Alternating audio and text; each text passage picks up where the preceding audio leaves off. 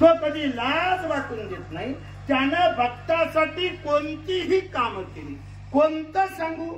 सेना महाराजासाठी त्याने बिदरच्या बादशाची दाढी केली. त्या सुभद्रेसाठी सुभद्रेच्या बदल्यात कामुक वनामध्ये असताना अर्जुनासाठी सुभद्रा झाला आणि अर्जुनाची वासना पूर्ण करून दिली. त्या जगाच्या बापाच्या बाबतीत विचार करता त्याने आजपर्यंत कित्येकांची कित्येक कामं करून दिली. ते काम करत असताना तो लाज वाटून देत नाही. साधावया भक्ती काज नाही लाज धरीत. जो आपलं काम करताना लाज धरत नाही त्याला शरण जा. ऐसी याशी शरण जावे शक्ती जिवे नवयांची. दोन शब्द आहेत बाबा इथं. एक आहे शक्ती जिवे आणि दुसरा आहे नवंची. काही अभंगाचे अर्थ लावताना ते अभंगाचे अर्थ लावत असताना सलग वाचलं तर बहुतेक अभंगाचे अर्थ लागत नाही. लटके वचन नाही देही उदासीन. तुम्ही माझं ऐकत असला तर मी आणखी पटवून देतो. लटके वचन हा शब्द तेवढाच वाचला, हा पूर्वार्ध आहे आणि नाही देही उदासीन हा उत्तरार्ध आहे. लटके वचन म्हणजे लबाड बोलणारा, धन्य ते संसार. नाही देही उदासीन, जो देहावर उदासीनच होत नाही, धन्य ते संसार. आता कसा अर्थ लागल? एवढं सोपं नाही. बरंच कीर्तनकार माघारी जाताना म्हणतात या काय अभंग सोडवला. गपरे गप गप गप गप. अभंग तू नाही सोडवला, कीर्तनकार अभंग सोडवत नाहीत. उलट अभंगच कीर्तनकारांना सोडवत असतात. उलट अभंगच कीर्तनकारांना सोडवत असतात. कसा अर्थ लावावा? आमच्या तिथे एक पोरगा गणपतीला नवीन कीर्तनकार झाला. गणपतीचा सीझन, नवीन कीर्तनकार बरेच तयार होतात आणि भावनेच्या भरात त्याने गणपतीच्या आरतीचा अर्थ सांगायला सुरुवात केला. आरतीचा अर्थ सांगितला, सुख करता दुःख हरता, वाढता विघ्नाची. आता सुख करता म्हणला, लगेच त्याने सांगितलं सुख करणारा, दुःख हरता दुःख हरणारा आणि वाढता विघ्नाची. वार्ता म्हणजे बातमी, विघ्नाची म्हणजे संकटाची. आता काय सांगू? हे वाटतं तेवढं सोपं. वार्ता विघ्नाचीला पुढच्या चरणातला नुरवी जोडावा लागतो. वार्ता विघ्नाची न उर्वी, त्याचं नाव गजानन गणपती. तस हे लटिके वचन नाही देही उदासीन वाचाल तर कळणार नाही. काय करावं लागतं? लटके वचनाला पूर्वार्धाला तो उत्तरार्धातला नाही जोडायचा. लटके वचन नाही, मग थांबायचं आणि पुढं म्हणायचं देही उदासीन. जसं तिथं थांबावं लागतो तसंच इथही शक्ती जिवे हा शब्द वाचला की थांबायचं. न वंची हा शब्द वाचला की थांबायचं. शक्ती जिवे तो देव करतो काय? ऐसी अशी शरण जावे शक्ती जिवे, जीवाला शक्ती देतो. एक आणि न वंची याचा अर्थ स्वतःपासून दूर घालवत नाही, स्वतःपासून दूर लावत नाही. बुवा आगांतरी बोलू नका. आम्ही आंबेगाव तालुक्यातली माणसं आहे. पुराव्याशिवाय आम्हाला बोललेलं पटत नाही. तुकोबराय या गोष्टीसाठी तुम्हाला पुरावा द्यावा लागेल. म्हणून पुरावा दिला. त्या जगाच्या बापानं केलं काय? भीष्म पण केला खरा. धनुर्धरा रक्षिले, त्याने भीष्माचा पणही खरा केला आणि धनुर्धराचं म्हणजे अर्जुनाचं रक्षणही केलं. ही दोन कामं त्याने साध्य केली. बुवा बर हे सगळं आम्हाला पटलं. देवाबद्दल एवढं तुम्ही बोलताय, बहुतेक पाठ करून आलेला दिसताय. नाही रे हे पाठ केलेलं नाही. मग अनुभव आले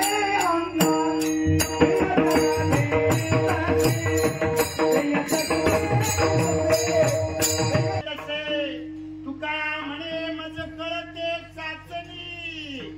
मी असं उगाच आगांतरी नाही बोलत. मी अगोदर स्वतः साक्ष घेतली आणि जेव्हा त्याची मला साक्ष पटली तेव्हा मी आणून त्याला देवळात नाही बसवला. उलट अगोदर मी त्याला डोक्यावर घेतला. प्रत्येकाच्या दारात गेलो आणि विनंती केली, लेकरांनो देव घ्या कुणी, देव घ्या कुणी.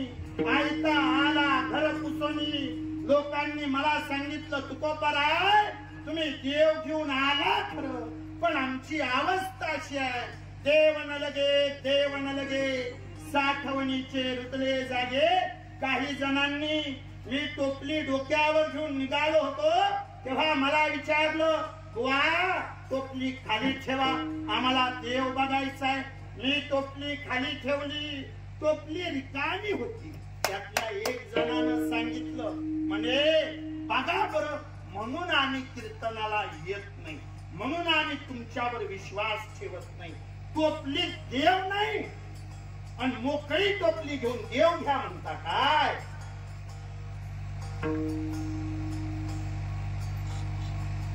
देव आहे देव नाही याच्यावरती खूप मोठा वाद झाला. तो कधी मिटेल सांगता येत नाही. पण तुकोबरांनी दिलेलं उत्तर सांगतो बरं. तुकोबरांनी लेकरांकडे बघितलं आणि सांगितलं, लेकरांनो मी डोक्यावर देव घेऊन आलो. काय देव घेऊन आलाय? रिकामी टोपली घेऊन आलाय. आणि आम्ही बघतो तर टोपली देव नाही. तुकोबरांचं मत होतं, बाळांनो फसला इथंच, टोपलीच देव नाही. मग टोपलीच देव आहे काय म्हणला बुवा? टोपली देव नाही, टोपलीच देव आहे. जगात देव नाही, अख्खं जग म्हणजेच माझा देव आहे. अख्खं जग म्हणजेच माझा देव आहे. मला कळालं, त्याला साठवत असताना इतरत्र साठवण्यापेक्षा तुका म्हणे साक्ष हाती तो म्या चित्ती धरिला. कोणता चित्ती धरिला? ज्याने भीष्माचा पंखरा केला तो म्या चित्ती धरिला. ज्याने अर्जुनाचं रक्षण केलं तो म्या चित्ती धरिला. जो जीवाला शक्ती देतो तो म्या चित्ती धरिला. जो जीवाला स्वतःपासून लांब लुटत नाही तो म्या चित्ती धरिला. जो साधावया भक्ती काज नाही लाज धरितो तो म्या चित्ती धरिला. जो म्या चित्ती धरिला ऐसियासी शरण जावे, कुणाला शरण जावे? जो म्या चित्ती धरिला ऐसियासी शरण जावे, कुणाला शरण जावे? ज्याने भीष्माचा पंखरा केला ऐसियाशी शरण जावे, कुणाला शरण जावे? ज्याने अर्जुनाचं रक्षण केलं ऐसियाशी शरण जावे.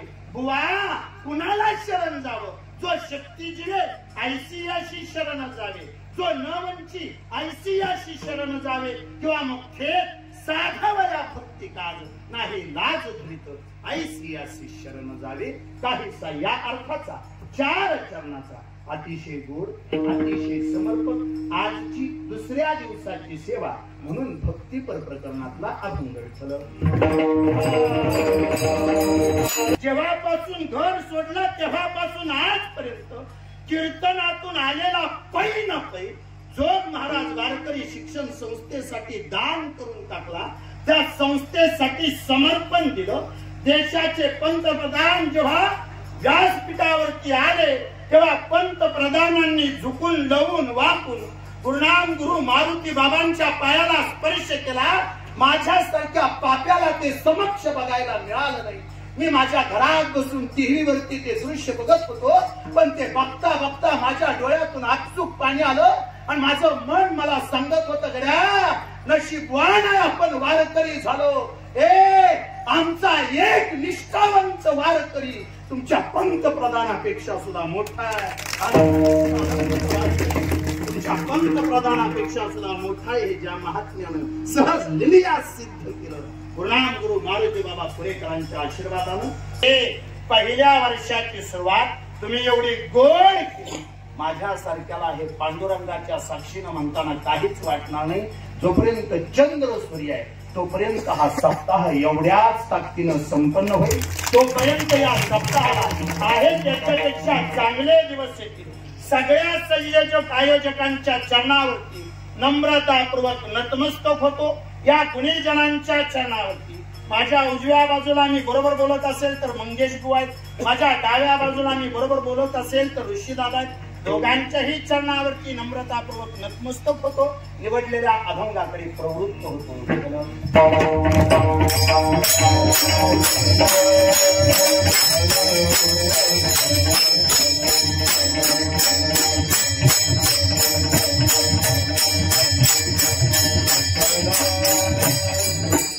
मी आत्ता बघितलं 8:15 वाजले. दोन्ही चोपदार तुम्ही दोघांपैकी कोणीतरी एकानं माझ्या बरोबर बोलावं अशी माझी प्रांजळ प्रामाणिक भावना आहे. माझ्याकडे राहिलेत मोजून 45 मिनिटं. तुम्ही जर म्हणला बुवा अभंगाचा अर्थ अजून थोडून सांगा तर शांतपणे मुळापासून अभंगाचा अर्थ सांगतो. आणि तुम्ही म्हणला नाही नाही पहिलं वरी साहेब हसली तरी येते मग हात सोडून जा.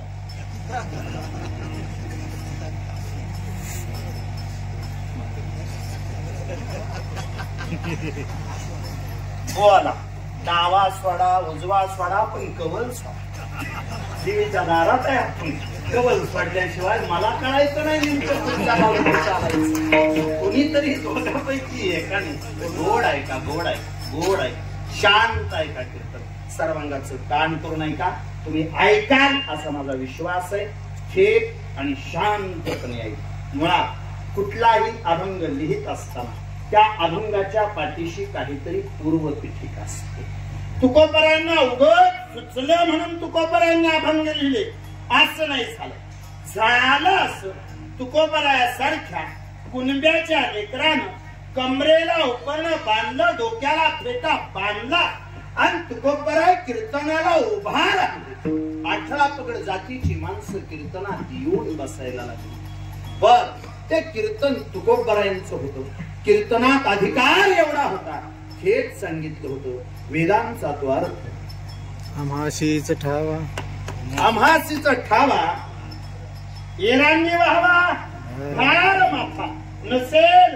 तुम्ही जर ब्रह्मज्ञानी असाल तर घोटविन लाल ब्रह्मज्ञान्या हाती या न्यायानं तुकोबराय कीर्तनाला उभा राहिले. पण अडचण अशी आहे नवीन पोरं कीर्तनाला उभा राहिली की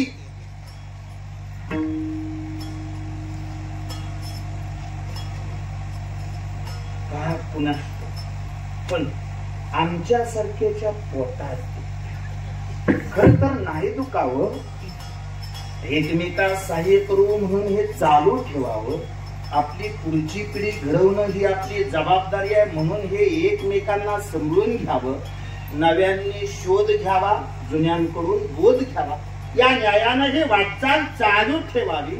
पण अडचण अशी आहे माणसाला चांगलं केलेलं सहन होतं. वाक्य नीट ऐका बरं. माणसाला चांगलं केलेलं सहन होतं पण ज्यांच्यापेक्षा चांगलं केलेलं बहुतेकांना सहन होतं. तुम्ही जोपर्यंत चांगलं करताय तोपर्यंत तुमचं कौतुक आहे. तुम्ही जोपर्यंत चांगलं करताय तोपर्यंत तुमची वाहव आहे. पण ज्या दिवशी माझ्या ध्यानात येतोय माझ्यापेक्षा चांगला करतोय मग आपण पाय वडायला आणि हे सगळं तुकोबरायांना सोसावंच लागलं नाही का. नाही गाढवावरून धिंड काढली तोंडाला काळ फसलं काय गुन्हा. बोलत राहा तुम्ही माझ्याबरोबर काही अर्थ नाही. मी जाहीर कीर्तनात बोलणारा माणूस एखादं वाक्य नाही पटलं मी गेल्यानंतर बोलण्याला थेट कीर्तनात सांगा बुवा तुम्ही बोललेलं वाक्य मला पटलं नाही. जाहीर ऐका आनंदाने बोला. काय गुन्हा काय होता. तोंडाला काळ फसलं गाडवावरती बसून थिंड काढली. सांगाल कुणीतरी मला गुन्हा काय होता. मंबाजीनं बोराटीच्या काट्यानं मारलं. शिवबा कासाराच्या बायकोनं अंगावरती उकळणार पाणी वटलं. गावच्या पाटलाच्या पुढे उभा केलं. पाटील ते तुक्षेत भजन करतात आणि त्यांच्या भजनाचा आम्हाला त्रास होतो. पाटलाने बोलवून घेतलं. तुक्षेत हजर राहावं. पाटलांच्या समोर उभा राहिलो. तुक्षेत तुम्ही भजन करताना त्या भजनाचा ह्या गावकऱ्यांना त्रास होतो. पाटलाच्या पुढे उभा राहिले. सांगितलं पाटील आमची अडचण अशी आहे. आम्ही वारकरी माणसं आहे. वारकरी संप्रदायात गाण्याला किंमत नाही. आमच्या संप्रदायात भजनाला संप्रदाय गाणाऱ्यावर प्रेम करणारा संप्रदाय नाही. आमचा संप्रदाय भजन करणाऱ्यावर प्रेम करणारा संप्रदाय आहे. पाटील त्या गावातली माणसं तुमच्याकडे तक्रार घेऊन आले. गावातली लोक तुमच्याकडे तक्रार घेऊन आले. ते थेट तुमच्याकडे तक्रार घेऊन आले नाहीत पाटील. त्याच्या अगोदर गावातल्या माणसांनी मला मार मार मारलं. भजन करू नको म्हणून माझ्या जीवाला त्रास दिलाय. मी ऐकलं नाही म्हणून मला गाढवावर बसवलंय. गाढवावर बसून माझी धिंड काढली. जेव्हा गाढवावर बसून धिंड काढली तेव्हा माझ्या पत्नीनं मला एकांतात असताना सांगितलं होतं, मला पाया पडते तुमच्या, पण घरात बसून भजन करत जाऊ. घरात बसून करत जा. लोकांनी तुम्हाला मारलेलं मला सहन होत नाही. लोकांनी तुम्हाला त्रास दिलेला मला सहन होत नाही. मी मरेपर्यंत भाकरी घालते. फक्त इच्छा एवढीच आहे, तुम्ही घरात बसून भजन करा. पाटील, घरात बसून भजनाचा आनंद मिळत नाही. मी माझ्या तोंडाला कितीतरी वेळा सांगितलंय भजन करू नको. मी त्याला कितीतरी वेळा समजावलंय भजन करू नको. पण पाटील, अडचण अशी झाली ती माझी मग झाली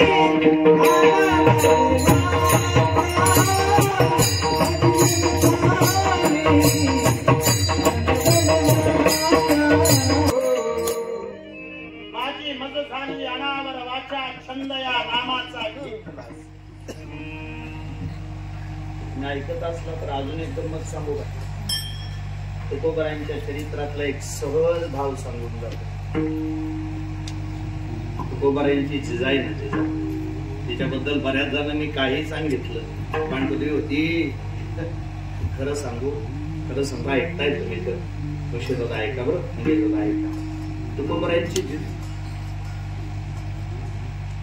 तुकोबाराय होणं सोपं आहे, जिजा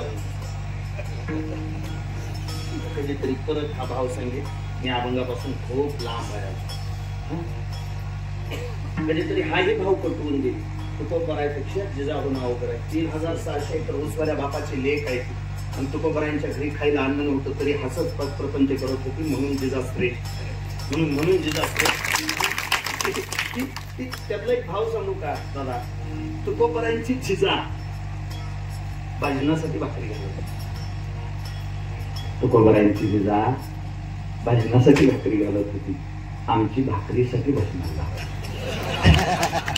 खरंच आहे का नाही? खरंच तुम्ही ऐकताय म्हणून मी हे बोललो. नाहीतर मी एवढं धाडस कशाला केलं? ती भजनासाठी भाकरी घालत होती राव. खरं काही काम नाही. महाराजांनी भजन करावं. पण जे आपणास ठावे तेथे इतरा संधावे शहाणे करून सोडावे सकल जण या न्यायानं सकल संत साहित्याचा अभ्यास केला.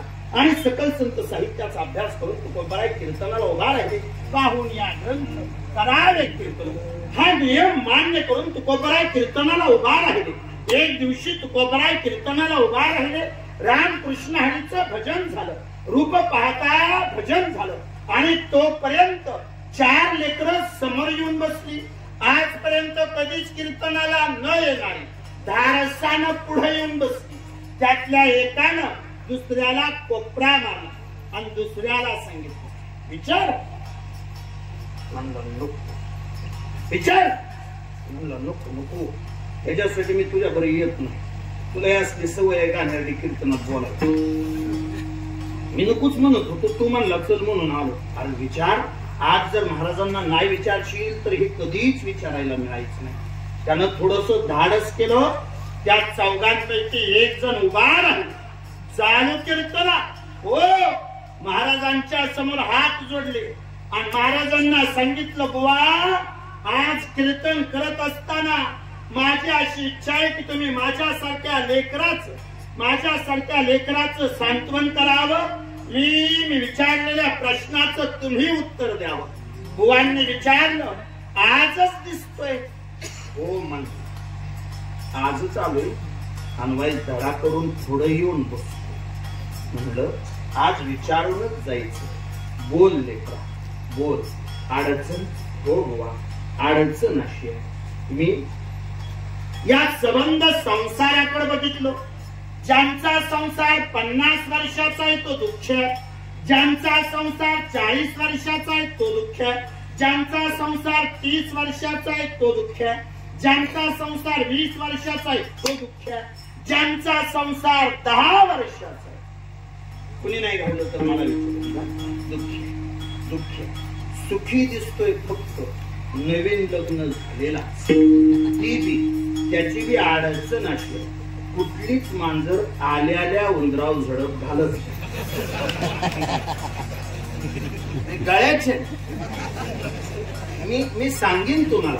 तुम्ही पाठ केला असेल नम्र झाला भूतातेने कोंडलेले आनंद, पण तुमचं ते वाक्य मी खोडून काढेन. प्रत्येक जण झुकलेला चांगला नाही, प्रत्येक जण नम्र झालेला चांगला नाही.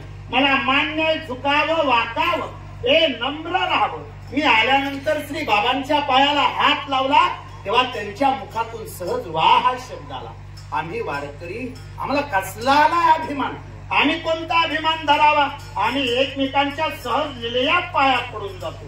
पण एक आहे, वारकरी माणूस झुकलेला बरा, पण तिघजण झुकलेले प्रचंड घातक असतात. पहिलं धनुष्य जोपर्यंत ताट आहे तोपर्यंत त्याच्यापासून कोणताच धोका नाही. पण समजा धनुष्य चुकला, पुढच्याचा जीव घेणार एवढं.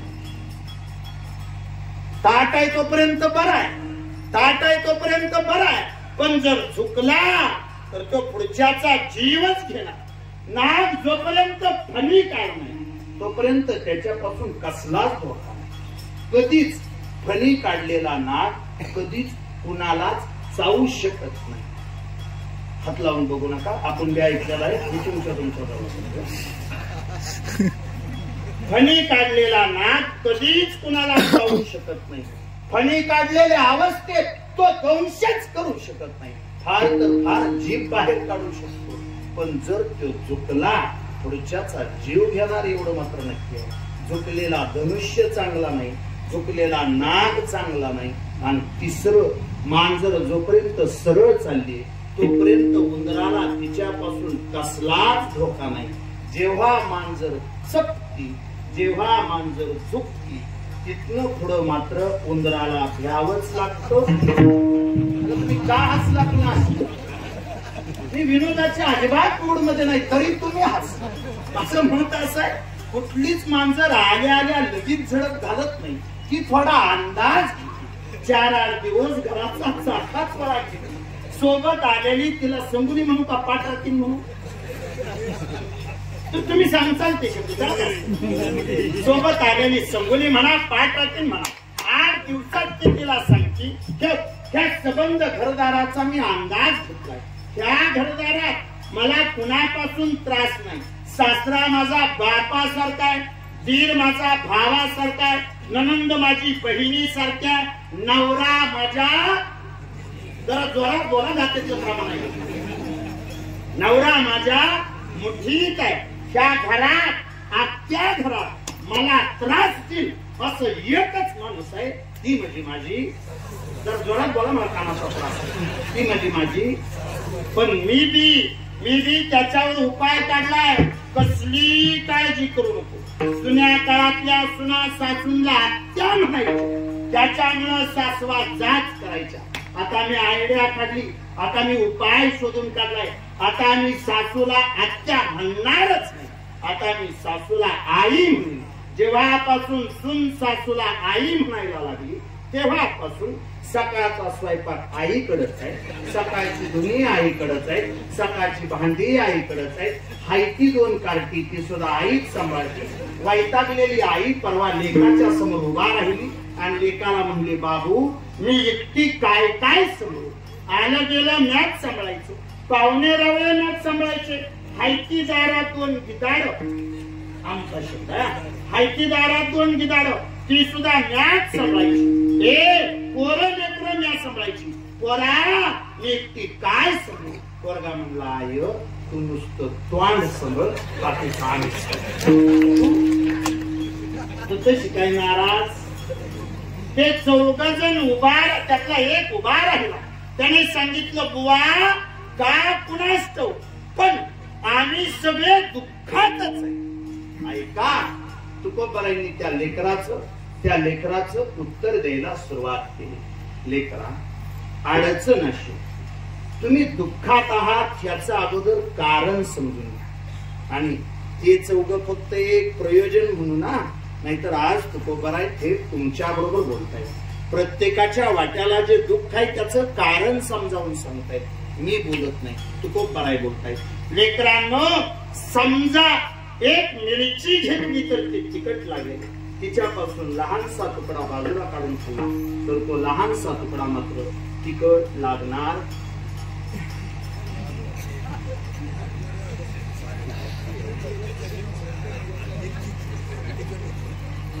एकमत करा असं सरकारवाली करू.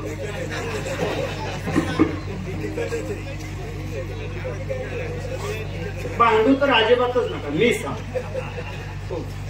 आखी मिरची खाल्ली तिखट लागेल, लहानसा तुकडा बाजूला काढून खाल्ला तिखटच लागेल, कारण मुळातच तो तुकडाच असताना मिरचीच.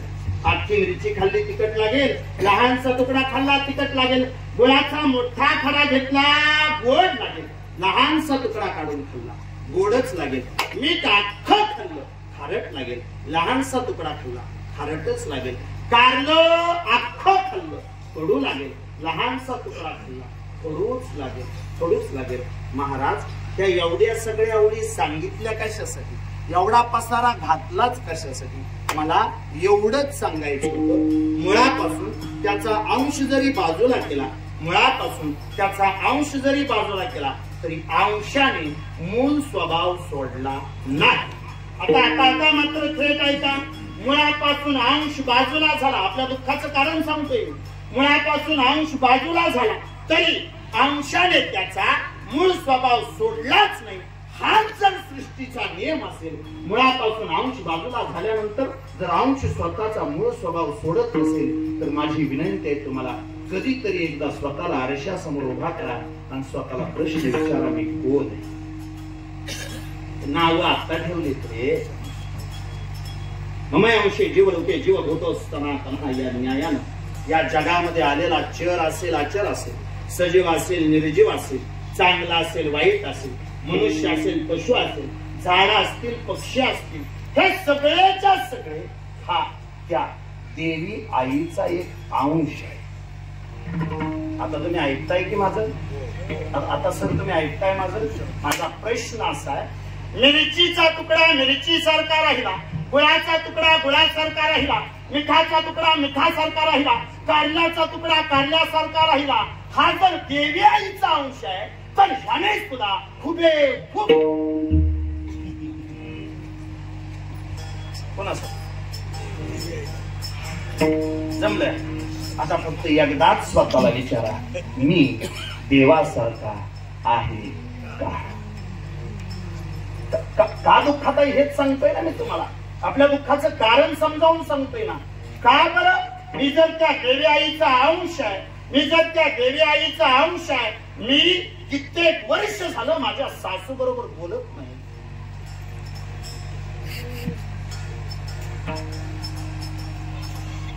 ब्रह्मन मायात सांगू रोज, रज्जू सर्पकारच सिद्धांत सांगू, पण कुणाला सांगू? जी माणसं माणसाबरोबर माणसासारखी वागत नाही त्यांना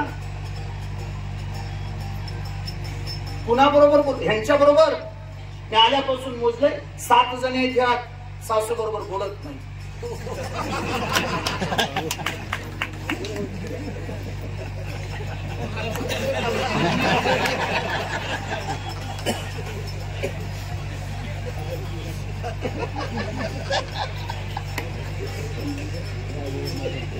दिनकर सर, तसं ते असलं तर द्या परवानगी, मी साथीच्या साठी उभा.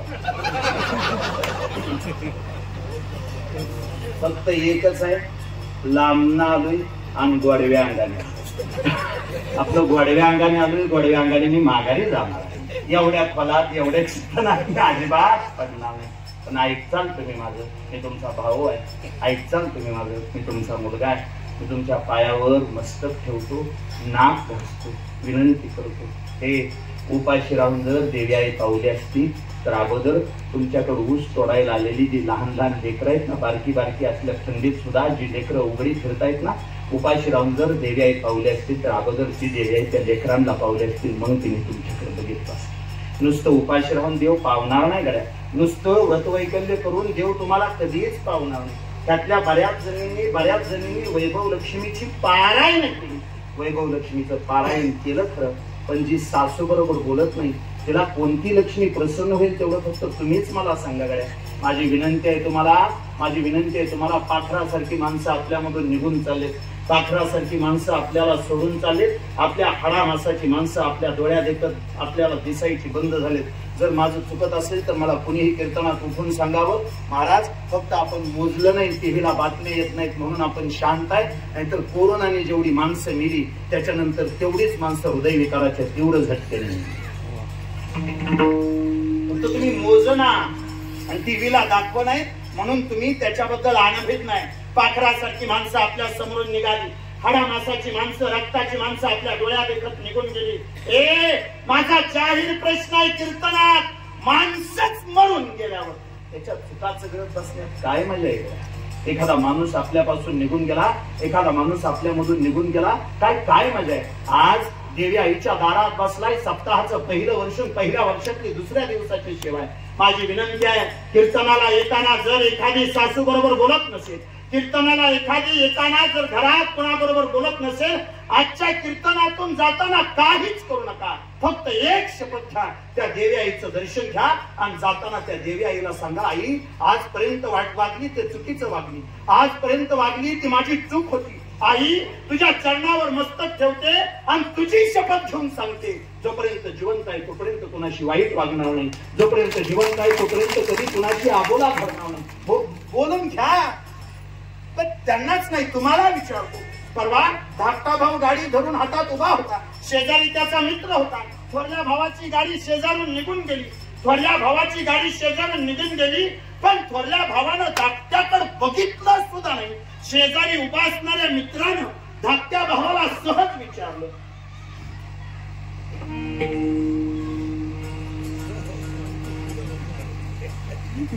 हे असं चित्र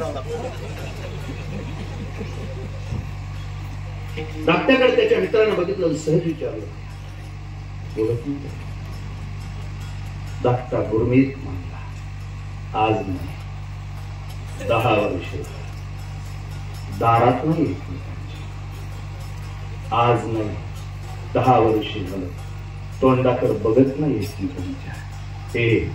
तुम्ही सगळी माझी माणसं म्हणून मी तुमच्या पायावर मस्तक ठेवून एवढं वाक्य बोलतो.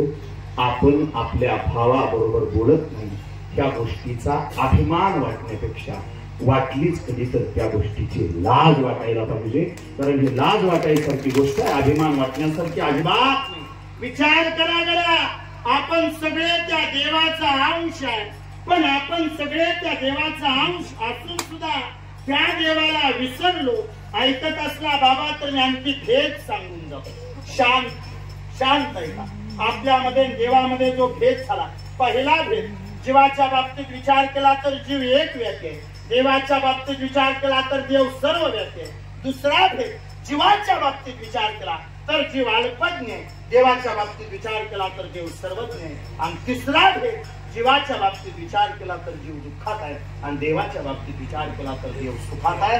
महाराज ती 40 समोर बसलेली महाराजांना सांगत होती, आम्ही त्या देवाला विसरलो, आम्ही स्वतःच अस्तित्व विसरलो, म्हणून आम्ही दुःखात आहे. सांगा महाराज, या दुःखावरती उपाय काय करू? तेव्हा तुकोबारायांनी सांगितलं, काही नाही लेकरांनो, एकदा देवाला आपलं म्हणा.